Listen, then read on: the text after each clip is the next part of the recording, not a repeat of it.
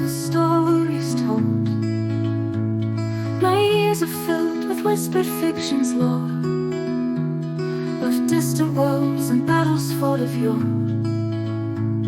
Yet all these treasures vast and deep pale in comparison to the secrets nature keeps.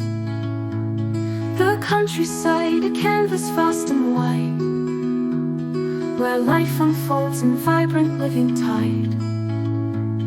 The wind through fields a whispered song, the sun's warm kiss where it belongs. The birds song sweet and clear and bright, a symphony of nature's light. The deer, a graceful fleeting form, the hawk, a hunter in the storm.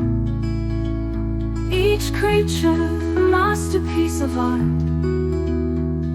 a precious thread, a beating heart. But shadows fall and dangers rise as man's greed darkens gentle skies. The loss of green, a silent tear, a world in peril filled with fear.